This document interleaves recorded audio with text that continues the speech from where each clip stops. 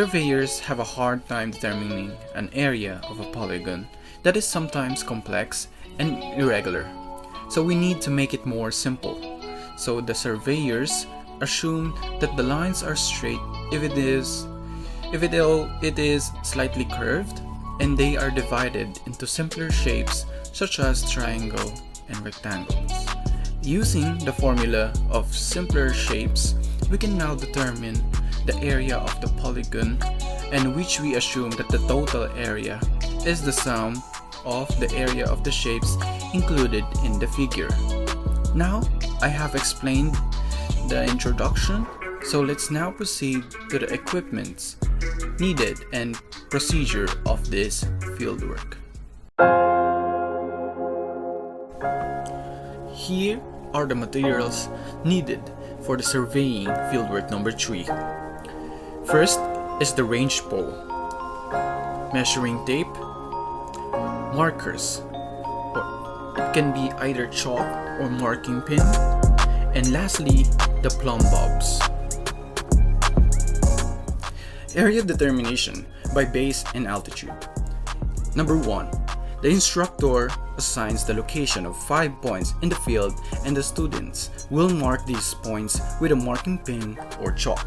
Name these points, which will serve as the corners of the polygon, as A, B, C, D, and E. Number 2. The chief party divides the polygon into 3 triangles by taking into consideration that the divisions should be easily measured. Name the triangles A1, A2, and A3. Number 3.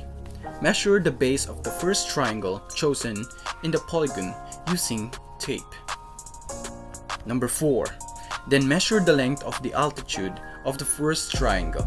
The determination of the altitude is part of the taping operation, which will be discussed by the instructor. Record the length of the base and altitude on table 3.1, area determination by base and altitude. To get the area of the triangle, divide the product of the base and altitude to 2. Repeat steps 3 to 5 for the chosen second and third triangles of the polygon. To determine the whole area of the polygon, take the summation of areas of A1, A2, and A3. The same field described in A, area determination by base and altitude, will be used for this method, but change the designations on the corners. Example, use F, G, H, I, and J instead of A, B, C, D, and E. Divide the polygon into 3 triangles. For step 3, measure any 2 sides of the first triangle chosen and record these measurements as sides A and B. Then, determine the included angle between sides A and B and record these on table 3.2, labeled as area determination by 2 sides and an included angle. To get the area of the triangle, divide the product of side A, side B, and sine of the included angle to 1/2. Finally, repeat the third and the fourth step for the chosen second and third triangles of the polygon. To determine the whole area of the polygon, take the summation of the areas of triangle 1, triangle 2, and triangle 3. Part C. Area determination by Heron's formula. For the first step, the same field described in Part A, or the area determination by base and altitude, will be used for this method, but change the designations on the corners.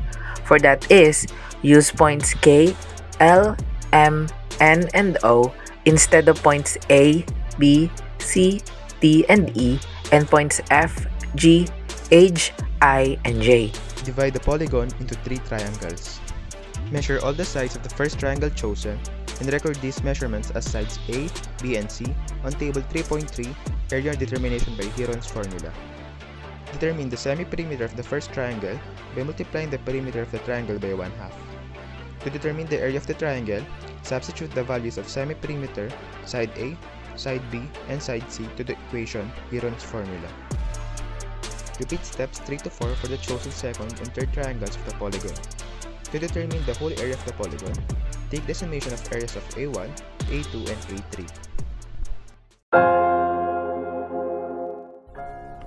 Based on the figure, we have collected 3 triangles, and this is the data table.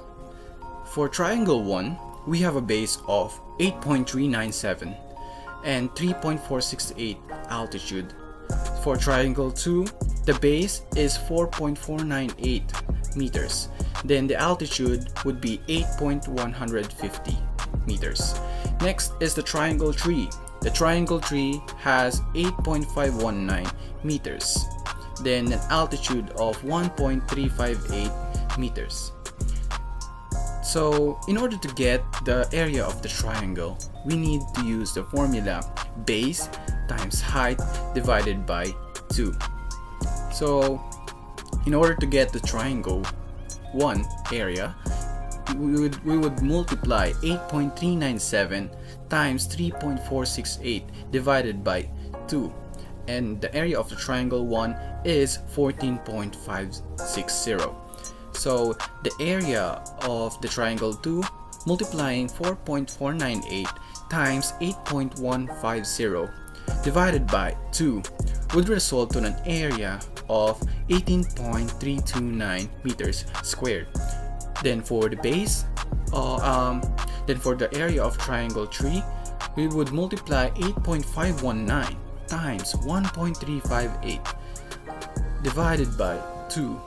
It would result to an area of 5.784. So the formula for the total area of the figure would be A1 plus A2 plus A3. So the total area would be 14.560 plus 18.329 plus 5.784. It would result to a total area of 38.673. That would be all for determining the area using the base and altitude.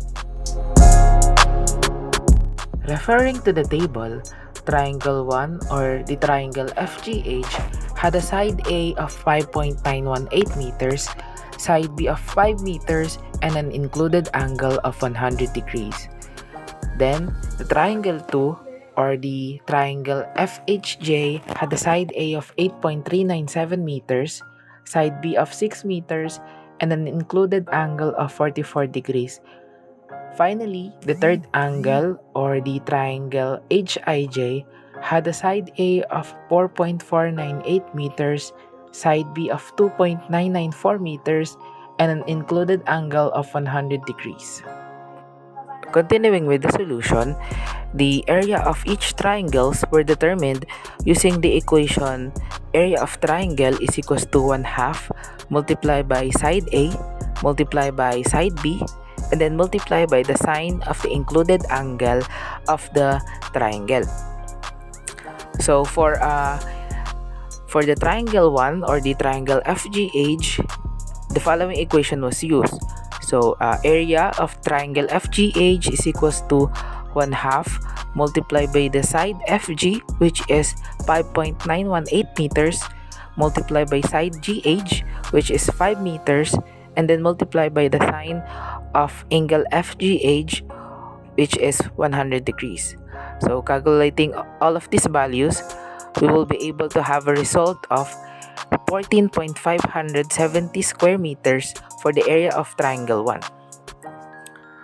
Then, for the second triangle, which is the triangle FHJ, we have area of triangle 2 is equals to 1/2 multiplied by the side FH or the 8.397 meters multiplied by the side FJ, which is 6 meters, and then multiplied by the sine of the angle FHJ, which is 44 degrees. So the area of the triangle 2 or the triangle FHJ is equals to 7.499 square meters.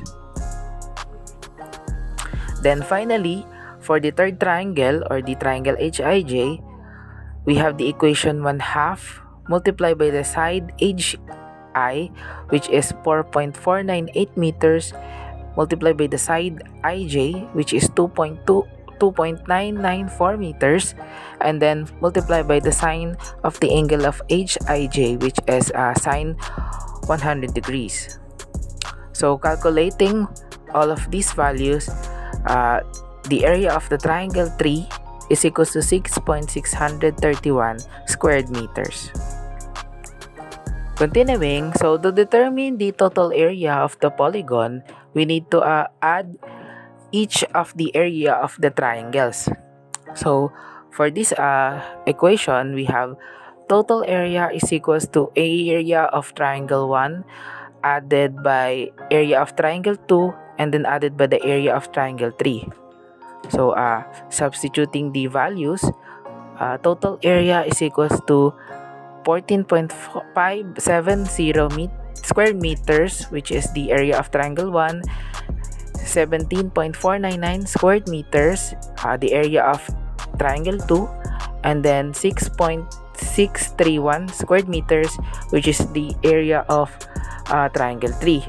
So by adding all of these areas, we will be able to have total area of 38.70 square meters. So this is the total area of the polygon that we have been evaluated.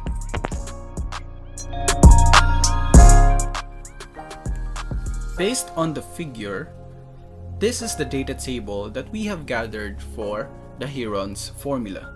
For triangle 1, it has a side A of 5.918 meters, and a side B of 6 meters, and a side C of 7.646 meters.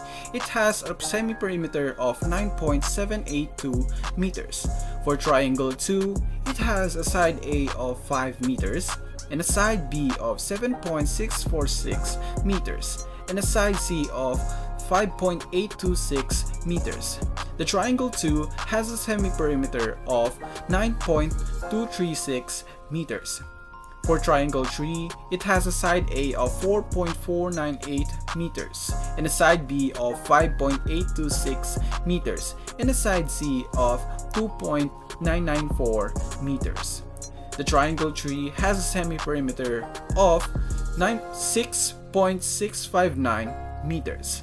By applying the Heron's formula, for the area of the triangle 1 would be 17.474 meters squared. For triangle 2, the area would be 14.564 meters squared. Then the area of the triangle 3 would be 6.628 meters squared.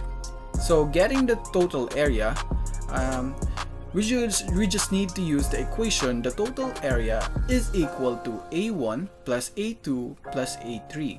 So substituting these values, total area is equal to 17.474 plus 14.564 plus 6.628.